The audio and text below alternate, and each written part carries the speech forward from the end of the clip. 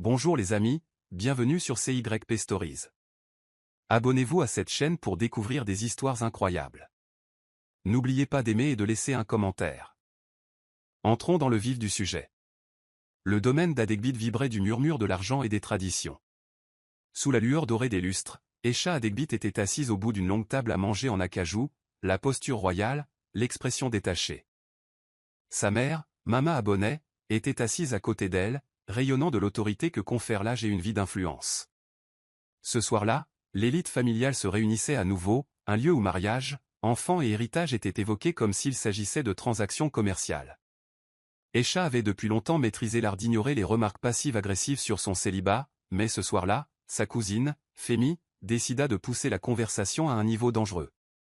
40 ans et pas d'héritier, songea-t-il en faisant tourner son verre de vin. Ça veut dire que si quelque chose t'arrive, tout ce que ton père a laissé derrière lui sera gaspillé. Sa voix était légère, mais ses mots étaient tranchants. Esha serra sa fourchette, l'esprit s'emballant. Femi voulait son empire. Si elle ne donnait pas rapidement naissance à un héritier, il trouverait un moyen de contester son héritage devant les tribunaux.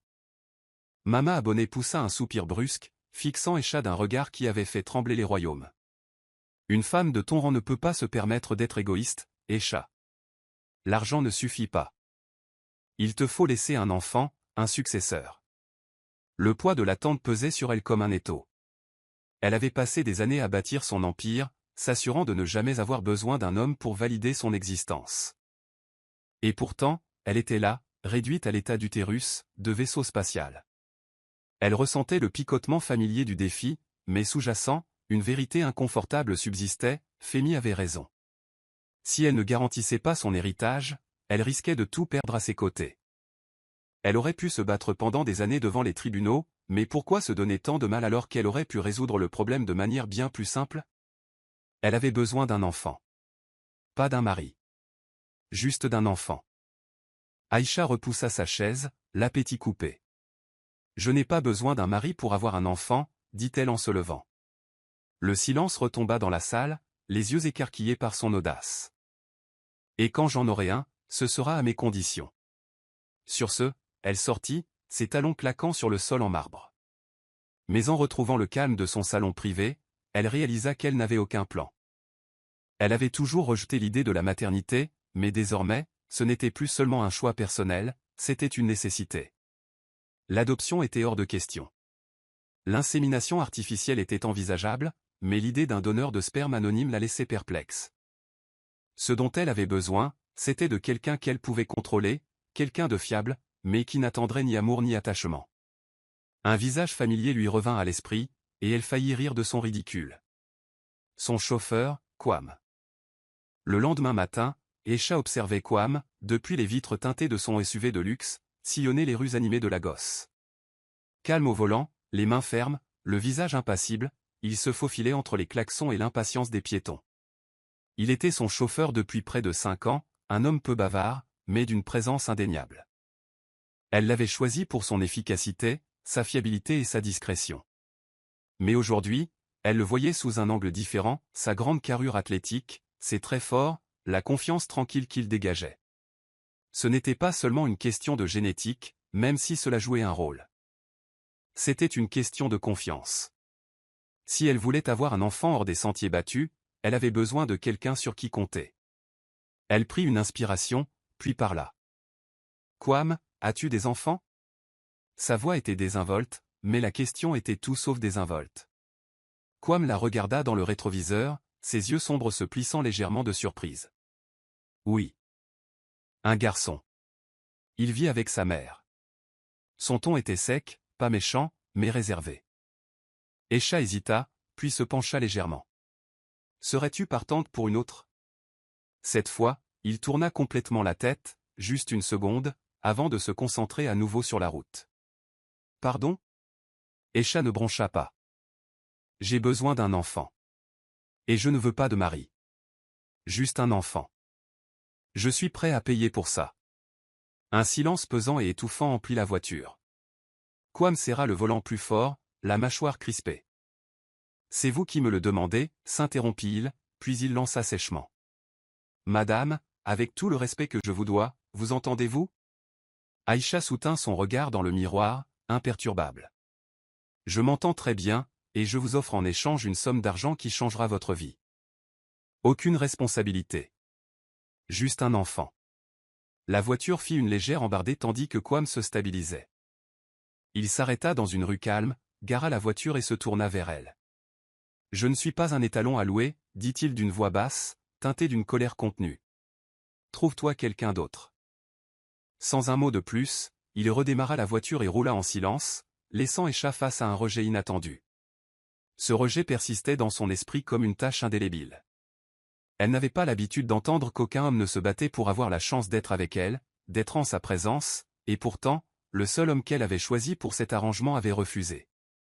Elle a essayé de faire abstraction de cette idée, mais au fil des jours, la frustration s'est accrue. Elle a exploré d'autres options, des banques de sperme, des spécialistes de la fertilité, mais rien ne lui semblait aller. Elle voulait le contrôle. Elle voulait de la familiarité. Et qu'on le veuille ou non, elle voulait Kwam. Pendant ce temps, Kwam ne parvenait pas non plus à chasser cette conversation de son esprit. C'était absurde, voire offensant, mais l'argent qu'Aïcha avait évoqué pouvait changer sa vie. Son fils, Déo, avait besoin d'une opération. Son travail de chauffeur couvrait à peine leurs frais de subsistance. Il s'était juré de ne jamais compromettre sa dignité pour de l'argent, mais pour la première fois, il n'en était plus si sûr. Cette nuit-là, assis dans son 2 pièces, il regardait Déo dormir. Son petit garçon, fragile mais résilient, la raison pour laquelle il travaillait si dur. Kwam expira en se frottant les tempes. L'offre le dégoûtait, mais elle le tentait aussi. Pouvait-il le faire? Pouvait-il mettre sa fierté de côté pour l'avenir de son fils? Il retourna cette pensée dans sa tête jusqu'à ce que le sommeil le gagne. Le lendemain matin, Kwam se tenait devant le bureau d'Aïcha, les mains dans les poches, la décision prise. Lorsqu'il entra dans son bureau, elle leva les yeux, surprise, mais la dissimula rapidement. Il s'assit en face d'elle, expira profondément et dit « Je le ferai, mais il faut établir des règles. » Aïcha se redressa, intriguée. « Vas-y », la mâchoire de Kwam se crispa. Paiement unique. Pas de coparentalité. Pas de complications émotionnelles. Je te donne ce dont tu as besoin, et nous partons chacun de notre côté. Aïcha eut un léger sourire narquois. Froide et professionnel. J'aime ça. Kwam ignora la remarque. Mais comprends-le, Aïcha. Je ne fais pas ça juste pour l'argent. Je le fais pour mon fils. Donc, une fois ce projet terminé, je m'en sors sans complication. Aïcha tendit la main. Marché conclu. Kwam hésita une seconde avant de la serrer. Il ignora la petite voix dans sa tête qui l'avertissait que tout allait changer. Aïcha et Kwam se retrouvèrent dans une suite privée d'un de ces hôtels de luxe. La tension était étouffante, aucun des deux ne sachant vraiment comment procéder. Kwam n'était pas habitué à une telle situation, payé pour son corps, pour son ADN. Aïcha, malgré toute son assurance, ressentait un rare sentiment de vulnérabilité. La première tentative fut maladroite. Trop clinique. Trop forcée. Kwam n'a pas pu aller jusqu'au bout, et Aïcha, frustrée, est partie prématurément. Mais l'accord était conclu, et il leur faudrait trouver un moyen de le faire fonctionner. Aucun d'eux ne réalisait que l'arrangement deviendrait bientôt bien plus compliqué qu'il ne l'avait prévu. Aïcha passa les jours suivants à ruminer leur première tentative ratée. Elle n'était pas du genre à s'attarder sur les choses, mais cette situation était différente.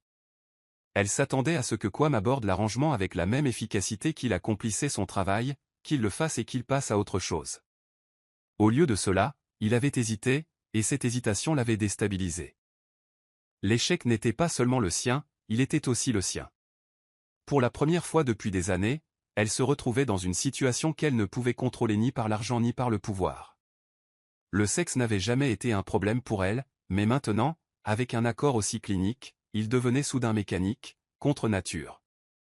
Elle avait besoin d'une nouvelle approche. Elle appela Kwam à son bureau, déterminée à régler le problème. Kwam entra dans son bureau avec la même expression indéchiffrable qu'il arborait toujours, mais Aïcha sentait le malaise qui se cachait derrière. Il se tenait raide, les bras croisés, comme s'il se préparait à une nouvelle demande ridicule. « Ça ne marche pas », dit-elle en observant attentivement sa réaction. Il hocha simplement la tête, attendant qu'elle poursuive. Je pense qu'il faut passer du temps ensemble, briser la glace. Ce n'est pas seulement une question d'acte. Il faut qu'on se sente bien ensemble. Quam expira en se frottant la nuque.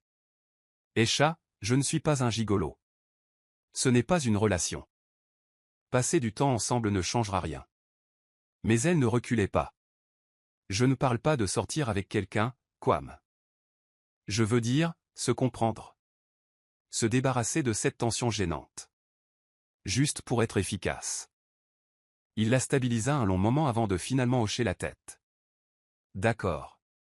Mais ne t'attends pas à ce que je me mette soudainement à agir comme ton petit ami. Aïcha eut un sourire narquois. Je n'y aurais jamais pensé. Ce soir-là, elle l'invita à dîner, non pas dans un restaurant chic, mais dans sa résidence privée. Elle cuisinait, chose qu'elle faisait rarement, se surprenant plus elle-même que lui. La conversation commença à être tendue, mais à mesure que la nuit avançait, les barrières entre eux commencèrent à s'effondrer. Quam parla de son fils, des difficultés d'être père célibataire. Aïcha, à son tour, raconta son passé, comment elle avait bâti son empire de toutes pièces après le décès de son père, comment elle avait sacrifié ses relations au pouvoir. À la fin de la soirée, ils n'étaient plus seulement employeur et employé. Ils étaient deux personnes liées par un arrangement inhabituel, mais par une entente qu'aucun des deux n'avait anticipée. La tentative suivante fut différente. La raideur avait disparu, remplacée par quelque chose qu'aucun d'eux ne parvenait à nommer. Lorsqu'Aisha ouvrit la porte de la suite d'hôtel, elle n'était pas seulement une femme en affaires, elle s'aventurait en territoire inconnu. Quam se tenait là, son calme habituel trahissant une légère hésitation avant d'entrer. Cette fois, pas de contrat entre eux, pas de discussion froide sur les conditions. Juste deux, et la compréhension tacite qu'ils devaient réussir. Quam s'était promis de ne pas trop y penser, de faire ce qu'il fallait et de partir. Mais lorsqu'Aisha le rejoignit, quelque chose changea. Il s'attendait à ce qu'elle soit distante, qu'elle traite cela comme une simple transaction, mais ce ne fut pas le cas. Il y avait de la vulnérabilité dans sa façon de le toucher, une hésitation presque humaine. Et soudain, ce n'était plus seulement une question d'argent, d'enfant ou d'accord. C'était tout autre chose. Il l'embrassa sans même y réfléchir, et pendant un instant, elle ne s'écarta pas. En cette brève seconde, les barrières entre eux disparurent, et il ne resta qu'une attirance indéniable et confuse. Quand ce fut terminé, aucun d'eux ne parla. Aisha s'adressa rapidement à lui, le dos tourné, l'esprit en ébullition. Ce qui venait de se passer ne faisait pas partie du contrat. C'était trop réel, trop intime. Elle ne pouvait pas se permettre de laisser ses émotions perturber cet arrangement. Cela ne change rien, dit-elle d'une voix ferme malgré le chaos qui régnait dans son esprit. Quam hocha la tête, mais il n'en était pas si sûr. Quelque chose avait changé, et ils le savaient tous les deux. Aisha n'avait jamais été du genre à attendre quoi que ce soit avec anxiété, mais cette fois, c'était différent. Le test de grossesse était posé sur le comptoir en marbre de sa salle de bain, le petit indicateur la narguant avec son résultat non lu. Elle avait tout fait comme il fallait, tout synchronisé à la perfection, veillant à ce que rien ne puisse mal tourner. Pourtant, pour une raison inconnue, elle se retrouva agrippée au bord de l'évier, le cœur battant à tout rompre. Lorsqu'elle rassembla enfin le courage de vérifier, une vague d'émotion la submergea. Enceinte. Le mot la fixait, audacieux et indéniable. Pour la première fois depuis des années, Aisha ressentit quelque chose d'inhabituel, la peur. Non pas de la perte de son empire ni des manigances de Femi, mais de l'inconnu. Elle avait toujours eu le contrôle de sa vie, mais elle était en territoire inconnu. Elle ne savait pas comment être mère. Elle ne savait pas se montrer vulnérable. Et pire encore, elle ne savait pas comment le dire à Quam. Elle s'attendait à une transaction simple, mais maintenant que c'était réel, cela lui semblait tout autre. L'idée de le revoir, de lui annoncer qu'il allait être père, lui serrait l'estomac, quelque chose qui ressemblait étrangement à de la nervosité. Plus tard dans la soirée, elle appela Quam pour qu'il la rejoigne à son bureau. À son arrivée, elle ne perdit pas de temps. « Je suis enceinte », dit-elle en observant attentivement sa réaction. Son expression restait indéchiffrable, mais ses mains se crispèrent. « Tu es sûr ?» Aisha résista à l'envie de lever les yeux au ciel. « Je ne fais pas d'erreur, Quam. » Un long silence s'installa entre eux avant qu'ils ne finissent par expirer. « Et maintenant ?» Aisha se redressa, retrouvant son masque de contrôle. « Rien ne change. l'accord reste valable. Vous n'êtes pas obligé de vous impliquer. Elle s'attendait à un soulagement de sa part, mais au lieu de cela, il parut presque déçu. La voix aiguë de Mama Abonné résonna dans le téléphone d'Aisha dès qu'elle décrocha. « Comment ça, tu es enceinte ?» La nouvelle s'était répandue plus vite qu'Aisha ne l'avait prévu, et elle se retrouva piégée dans une conversation à laquelle elle n'était pas prête. « C'est exactement ce que tu penses, maman. Je suis enceinte. La famille peut arrêter de m'embêter maintenant. » Elle avait espéré que ce serait la fin, mais bien sûr, Mama Abonné avait d'autres idées. « Et le père ? Qui est-il » L'esprit d'Aisha s'emballa. Elle ne pouvait pas dire la vérité. Si sa mère savait qu'elle avait payé son chauffeur pour la mettre enceinte, le scandale aurait été catastrophique. Alors elle a fait ce qu'elle a toujours fait, elle a menti. C'est un investisseur. Il vit à l'étranger. Il ne veut pas être exposé au grand jour. C'était une excuse ridicule, mais Mama Abonné semblait satisfaite pour l'instant. Bien. Nous organiserons une petite cérémonie pour son retour. Vous devez être mariés avant l'arrivée de l'enfant. Aïcha ferma les yeux et expira bruyamment. Ce ne serait pas nécessaire. Mais sa mère était implacable. Tu es une femme de statut, Aïcha. Tu ne peux pas avoir d'enfant hors mariage comme une fille ordinaire. Aïcha serra les dents. Elle s'attendait à une certaine résistance, mais elle ne s'attendait pas à ce que sa mère impose le mariage. Lorsqu'elle raccrocha, elle sentit un mal de tête la gagner. Elle avait résolu un problème pour en créer un autre. Maintenant, elle devait maintenir le mensonge, et pire encore, elle devait maintenir Kwame dans l'ignorance. Il avait accepté de partir, mais quelque chose lui disait que ce ne serait pas aussi facile qu'elle le pensait. Kwame n'avait pas vraiment pensé à redevenir père. Il s'était dit que ce n'était qu'un accord commercial, que l'enfant ne lui appartenait pas. Mais le ton détaché d'Aïcha lorsqu'elle annonça la grossesse le dérangeait. Il ne pouvait ignorer que c'était aussi son enfant, quel que soit le contrat qu'ils avaient signé. Les jours passèrent, et plus il y pensait, plus il se sentait mal à l'aise. Il se retrouva devant le bureau d'Aïcha, hésitant à entrer. Lorsqu'il y entra enfin, elle leva les yeux, légèrement surprise. « Tu n'es pas censé être là, dit-elle. » Il l'ignora. « J'ai réfléchi, dit-il d'une voix ferme. Je veux participer. » Aïcha se tendit. Ce n'était pas l'accord. Kwame lança un regard noir. « Je m'en fiche. C'est aussi mon enfant. » Pour la première fois depuis le début de leur accord, Aïcha ressentit une véritable panique. Elle avait tout prévu, sauf le refus de Kwame de s'en aller. Aïcha était rarement prise au dépourvu, mais la déclaration de Kwame la déstabilisait. Elle avait bâti sa vie sur le contrôle, sur la volonté de dicter les termes de chaque aspect de son existence, et pourtant il était là, défiant le contrat qu'ils avaient conclu. Son expression était indéchiffrable, ses mains jointes sur le bureau tandis qu'elle croisait son regard. « Tu as accepté de partir, dit-elle d'un ton neutre, malgré une étrange oppression dans la poitrine. J'ai honoré ma part du marché. À toi de respecter la tienne. » Kwame serra les dents, mais ne détourna pas le regard. Les choses changent, Aïcha. J'étais peut-être d'accord à l'époque, mais ce n'est plus seulement une question de business. C'est mon enfant qui grandit en toi, et je ne ferai pas comme s'il n'existait pas. Ses doigts frémirent sur le bois lisse de son bureau. Ce n'était pas censé se passer comme ça.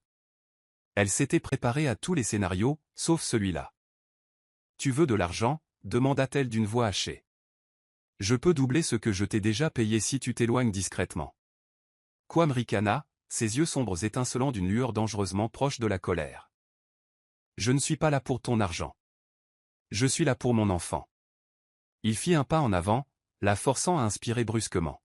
« Je ne te retirerai ni ta compagnie, ni ton pouvoir, ni ta précieuse indépendance. Mais je serai impliqué.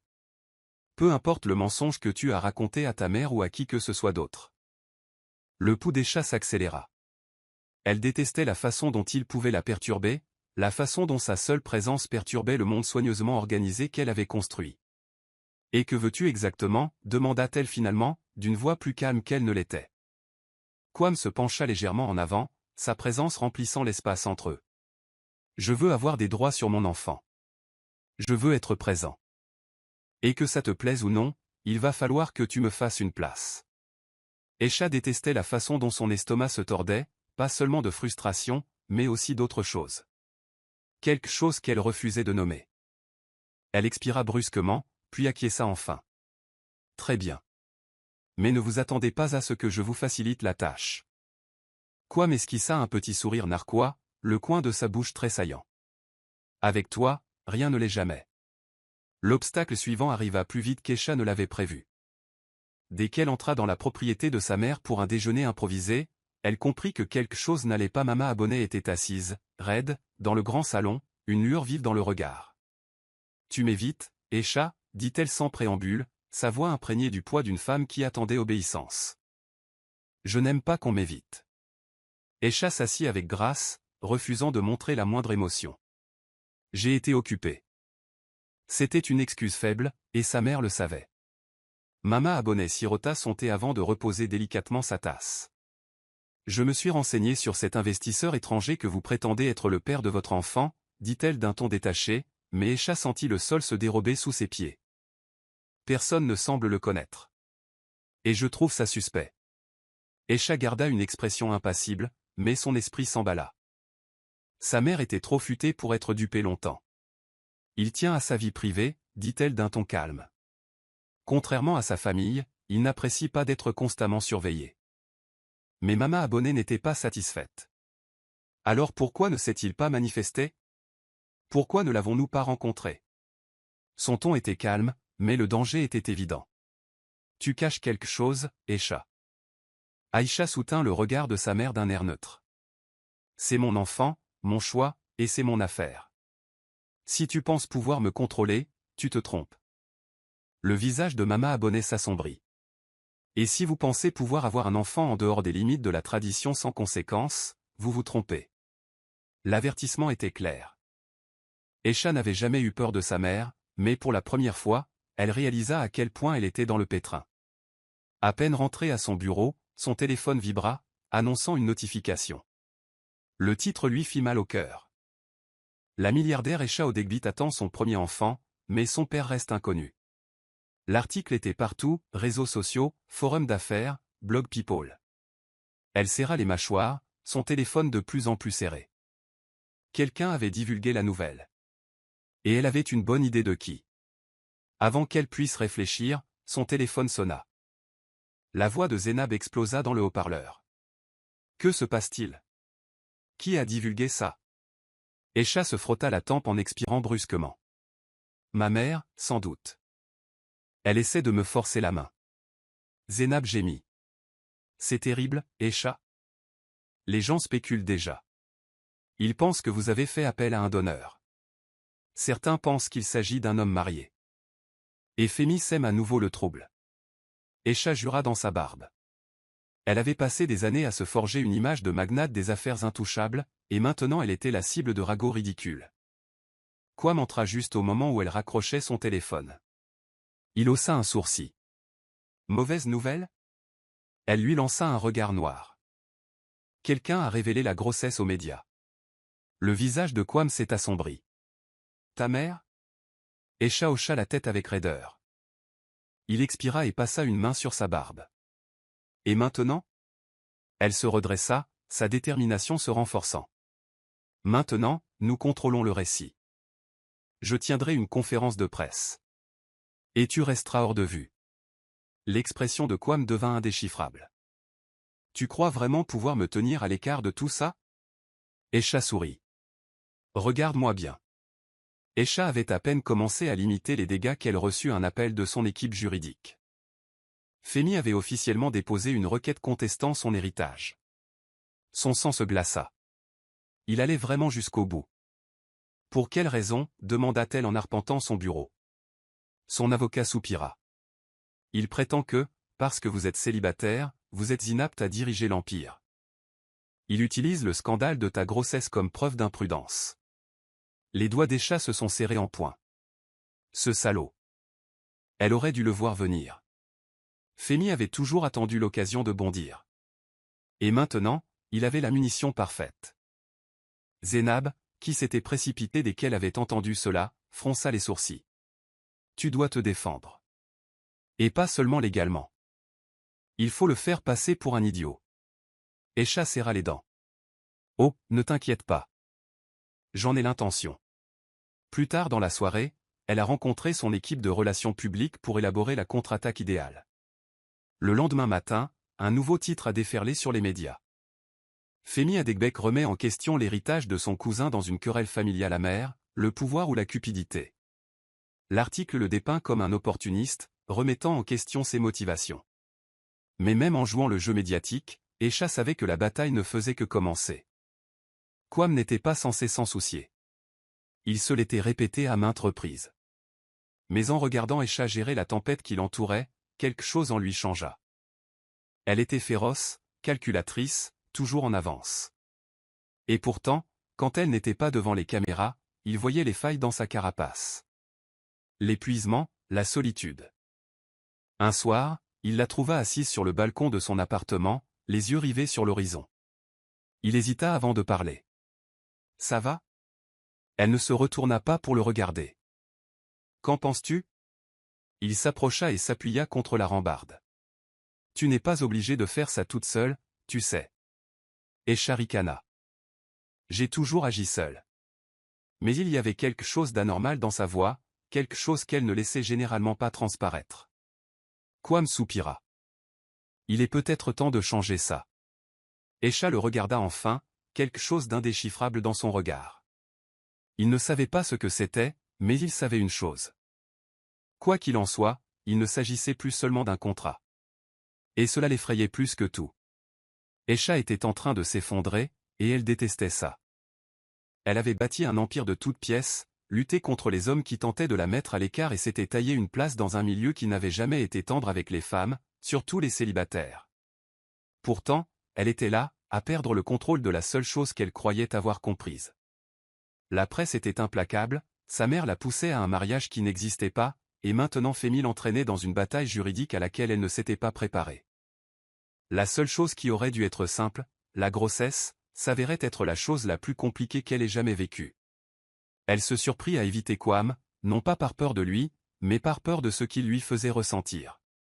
Chaque fois qu'il la regardait avec ce regard perçant et scrutateur, elle se sentait perçue d'une manière qui la déstabilisait. Il avait toujours été son chauffeur, un homme qui existait en arrière-plan de sa vie. Mais maintenant, il était différent. Il était le père de son enfant, une présence qu'elle ne pouvait effacer, malgré tous ses efforts. Et pire encore, il commençait à compter. Un soir, après une réunion particulièrement difficile avec son équipe juridique, elle se retrouva assise seule dans son appartement, contemplant la ville en contrebas. Elle avait passé des années à croire que la solitude était synonyme de pouvoir, et qu'avoir besoin de quelqu'un était une faiblesse. Mais pour la première fois, elle se demanda si elle avait eu tort. Kwame débarqua sans y être invité, comme s'il sentait qu'elle s'éloignait. « Tu me laisses à l'écart » dit-il en s'appuyant contre l'encadrement de la porte. Elle ne le regarda pas, « Je gère les choses comme d'habitude. » Il expira en secouant la tête. « Et comment ça se passe pour toi ?» Les mots la blessèrent plus qu'ils n'auraient dû. Elle se tourna vers lui, l'air indéchiffrable. « Que me veux-tu, Kwame ?» Il s'approcha, le regard fixe. « Rien. Juste que tu arrêtes de faire semblant de devoir faire ça toute seule. » Femi était désespéré, et les hommes désespérés étaient dangereux. Le procès n'avançait pas aussi vite qu'il l'espérait, et Aisha avait réussi à retourner les médias contre lui. Il lui fallait une nouvelle stratégie, une stratégie qui s'attaquerait au fondement même de son pouvoir. Et il savait exactement comment s'y prendre. Tard un soir, il rencontra une journaliste d'investigation, une femme avide de scandales suffisamment importants pour faire carrière. Il fit glisser un dossier sur la table, un sourire satisfait se dessinant sur ses lèvres. Imprimez ceci. Et assurez-vous que le monde le voit. Le lendemain matin, Aisha se réveilla sous une nouvelle tempête médiatique, mais celle-ci était pire. Les gros titres criaient à la trahison. Le bébé milliardaire d'Aisha Adegbed, la vérité sur son arrangement secret avec son chauffeur. L'article était brutal, révélant tout, le contrat, l'argent, le mensonge qu'elle avait dit à sa mère. Des photos de Kwame quittant son bureau, des reçus de sommes importantes transférées sur son compte, et même des sources anonymes affirmant qu'elle avait payé sa grossesse comme une transaction commerciale. Les conséquences furent immédiates. Le conseil d'administration de son entreprise était en émoi, les clients réclamaient des explications et, pire encore, sa mère se présenta à son appartement, furieuse. « Vous avez déshonoré cette famille. » Mama Abeni bouillonnait de rage, faisant les 100 pas. Sais-tu ce que tu as fait? Tu m'as menti. Tu as menti à tout le monde. Aisha n'avait jamais vu sa mère aussi furieuse. Mère, Mama Abeni l'interrompit. Tu vas arranger ça. Et tu vas y remédier maintenant. Aisha ravala la boule qui lui serrait la gorge. Toute sa vie, elle avait lutté pour garder le contrôle, mais à cet instant, elle réalisa qu'elle l'avait complètement perdu. Kwame était furieux. Non pas parce que le monde connaissait la vérité, mais à cause de la façon dont Aisha l'avait présenté. L'histoire le présentait comme un simple participant rémunéré, le dépouillant de sa dignité et donnant l'impression qu'il s'était vendu au plus offrant. Il avait accepté l'arrangement, certes, mais il n'avait jamais accepté d'être ainsi méprisé. Lorsqu'il fit irruption dans son bureau, elle se préparait déjà à la confrontation. « Tu pensais vraiment pouvoir contrôler la situation, n'est-ce pas ?» demanda-t-il d'une voix emplie d'une rage à peine contenue.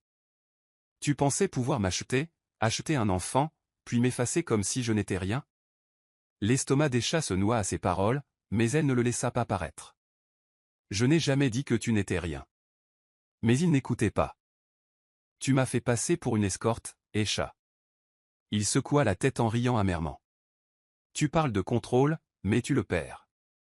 Et tu sais pourquoi? Parce que tu refuses d'admettre que ça n'a jamais été qu'une affaire. » La gorge d'Aisha se serra. Ça n'était pas censé se compliquer. Kwame ricana. Flash info, c'est déjà ça. Il expira, sa frustration était palpable. Tu n'es pas obligé de m'aimer, Aisha. Tu n'es même pas obligé de m'apprécier. Mais je suis le père de cet enfant, et que tu le veuilles ou non, je ne partirai nulle part. Sur ces mots, il sortit, laissant Aisha enfin admettre la vérité qu'elle avait éludée. Elle avait bâti un empire, mais pour la première fois de sa vie, elle ne savait pas comment réparer ce qui était brisé. L'engouement médiatique persistait, et Aisha savait qu'elle devait agir avant qu'il ne détruise tout ce qu'elle avait construit. Elle convoqua une conférence de presse d'urgence, debout devant des flashs d'appareils photo, une posture royale, une expression indéchiffrable. « Oui, dit-elle d'une voix ferme. Les rumeurs sont vraies. Kwame Mensah est le père de mon enfant. » Les murmures s'intensifièrent, les journalistes griffonnant furieusement. Mais soyons clairs, ce n'était pas une erreur. J'ai fait un choix. Et je ne m'excuserai pas pour ce choix. Elle sentait Kwame l'observer depuis la ligne de touche, l'expression indéchiffrable. Elle ne faisait pas ça pour lui. Elle le faisait pour elle-même, pour se réapproprier le récit. Certains ont remis en question ma capacité à diriger parce que j'ai choisi un chemin atypique vers la maternité. Mais laissez-moi vous rappeler que j'ai bâti cet empire. Et je continuerai à le construire. Le silence retomba dans la salle. Aisha avait toujours été une force, et elle n'allait pas laisser un scandale changer cela. Mais lorsque la conférence s'est terminée et que les caméras ont disparu, elle s'est tournée vers Kwame. « Cela ne change rien, a-t-elle dit, mais même elle n'y croyait plus. Kwame a légèrement incliné la tête pour la stabiliser. N'est-ce pas? Elle détestait ne pas avoir de réponse. Alors qu'Aisha pensait avoir repris le contrôle, Femi jouait sa dernière carte. Ce soir-là, une vidéo, un montage provenant d'une vieille caméra de sécurité du bureau, a fuité, montrant Aisha et Kwame dans un moment intime. Le récit était cruellement monté, une milliardaire séduisait son employé et le manipulait à son profit.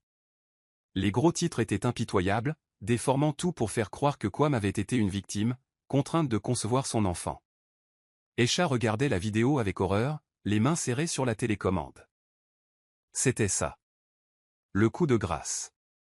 L'affaire judiciaire, les calomnies médiatiques, tout avait été préparé pour cet instant. Et cette fois, elle ne savait pas comment riposter. Zénab s'assit à côté d'elle, le visage pâle d'incrédulité. « C'est terrible, murmura-t-elle. Vraiment mauvais. » Aisha expira brusquement, se forçant à réfléchir. « Je dois parler à Kwame. » Elle savait que ce n'était plus seulement son combat.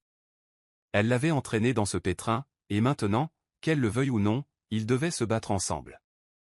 Mais quand elle l'appela, il ne décrocha pas. Pour la première fois de sa vie, Aisha réalisa qu'elle l'avait peut-être vraiment perdu. Pour la première fois depuis le début de leur relation, Aisha ne parvenait pas à joindre Kwame. Il ignorait ses appels, ses messages et même ses tentatives de lui rendre visite.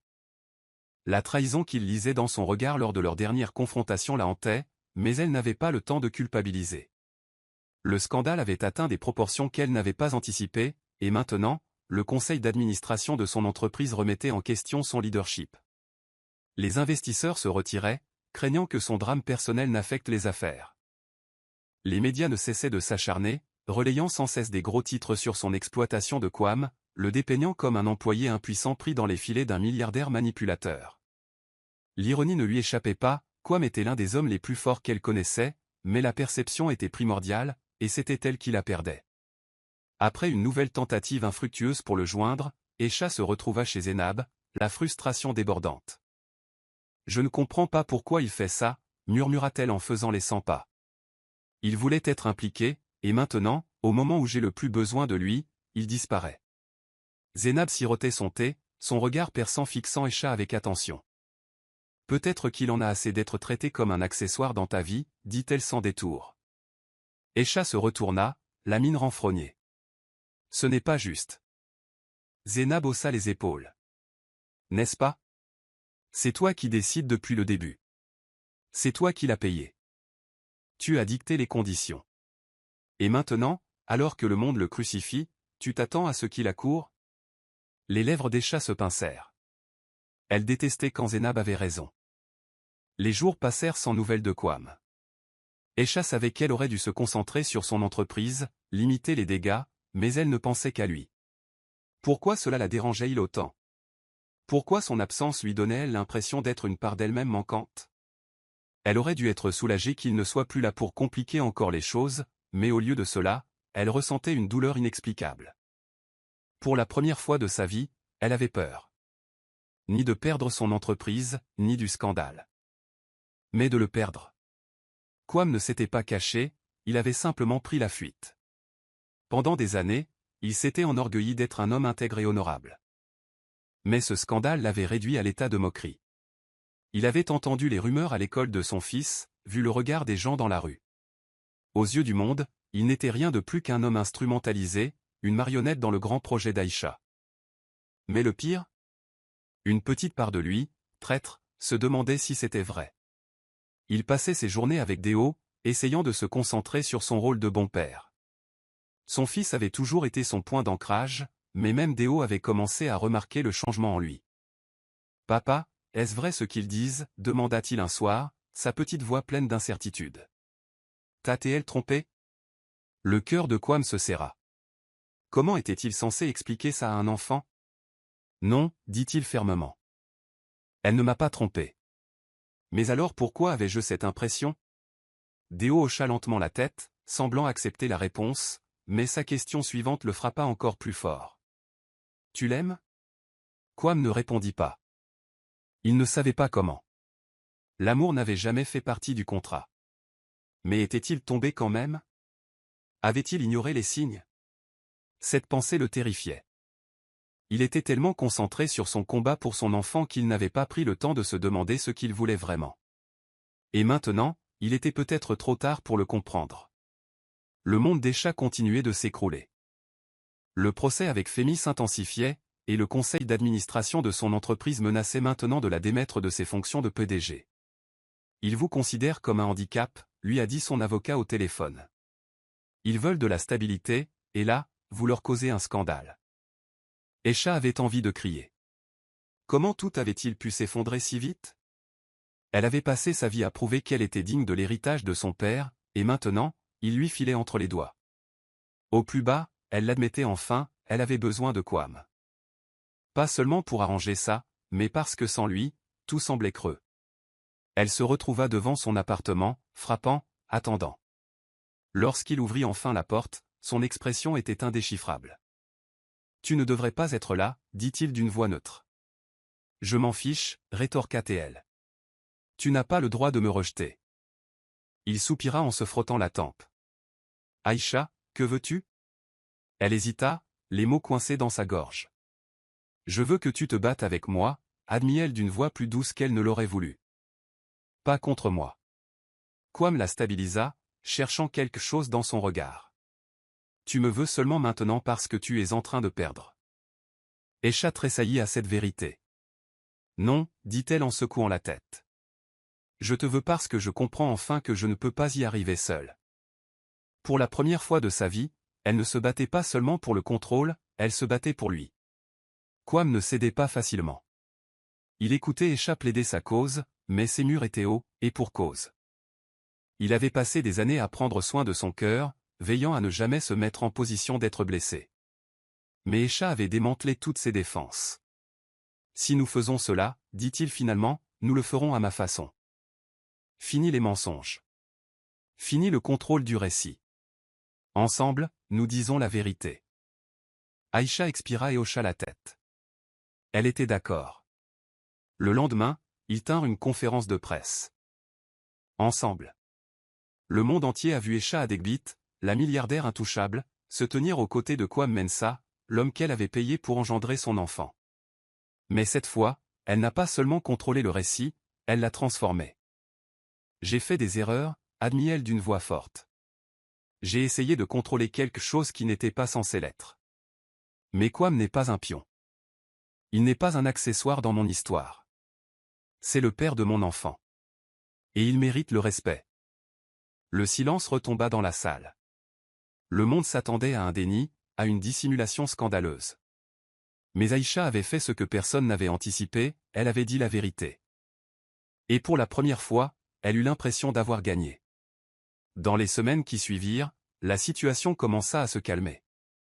Le scandale perdit de son ampleur, l'affaire de Femi commença à s'effondrer et l'entreprise d'Aïcha retrouva sa stabilité. Mais quelque chose d'autre avait changé, quelque chose entre elle et Kwame. Ils étaient passés du statut d'ennemi à celui d'allié réticent.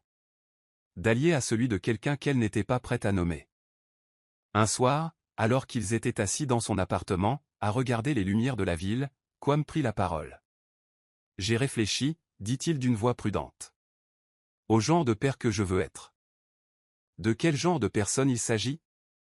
Aïcha se tourna vers lui, le cœur battant. Et il hésita avant d'expirer.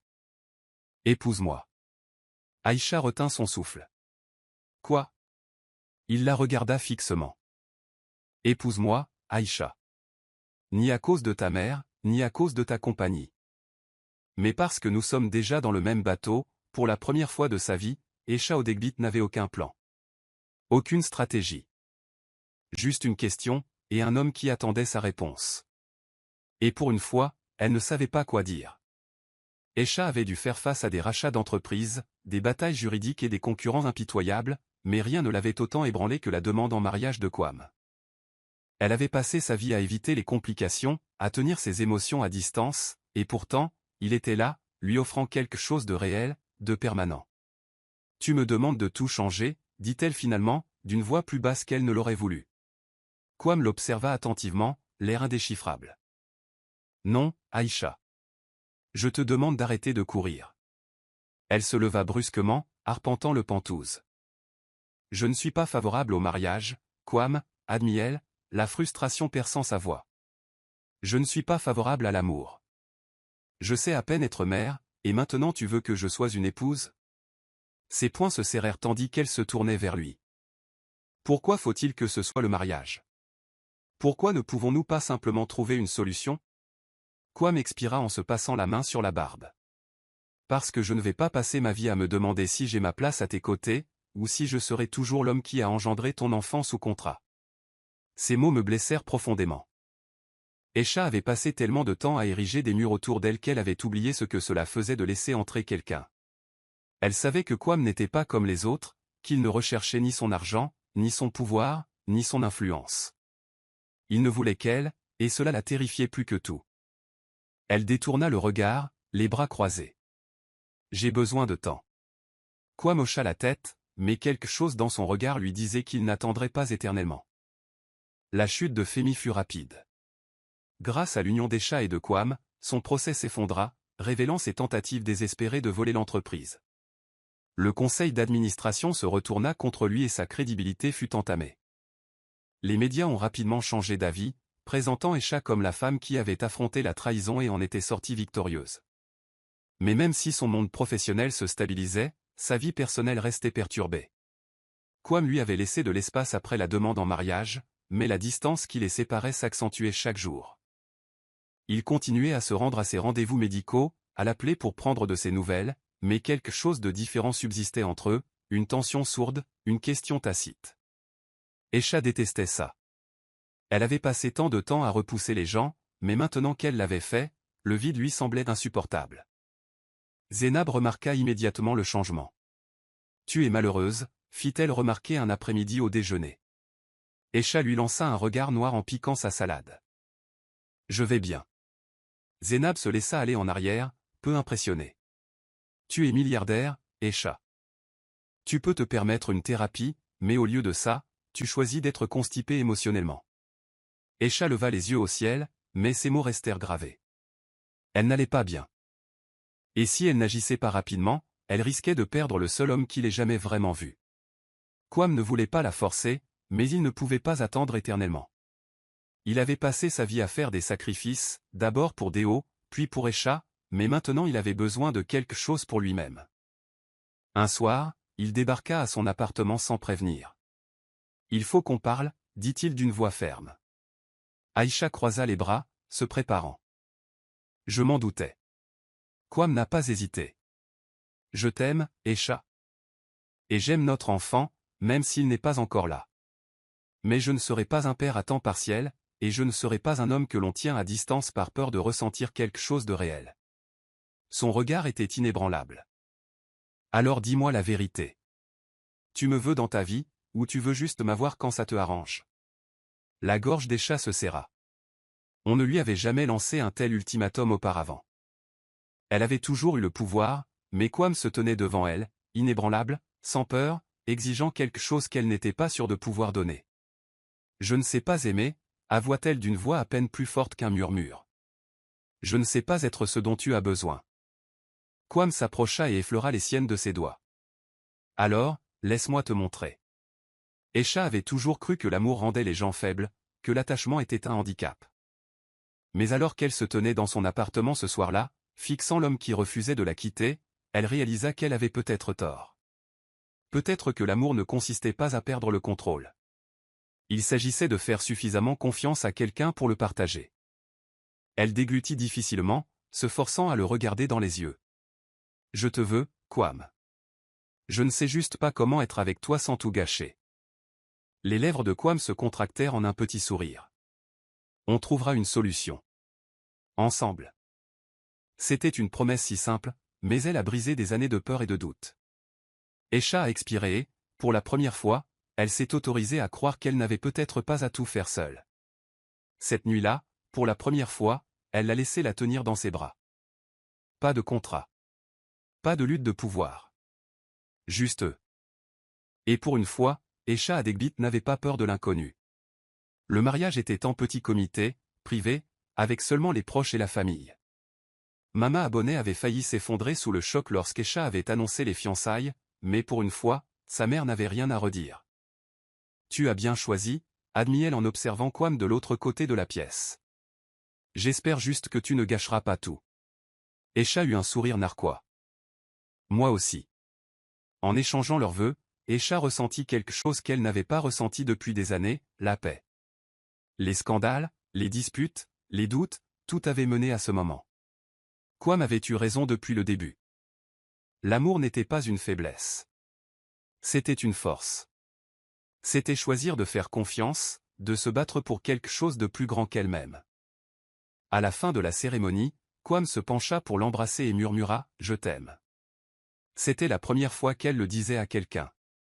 Kwame sourit, pressant son front contre le sien. « Ça t'a pris du temps. » Aisha a rié, pour la première fois de sa vie, elle s'est laissée aller au bonheur. Merci d'avoir regardé. N'oubliez pas d'aimer et de vous abonner. Laissez également un commentaire et activez les notifications de publication.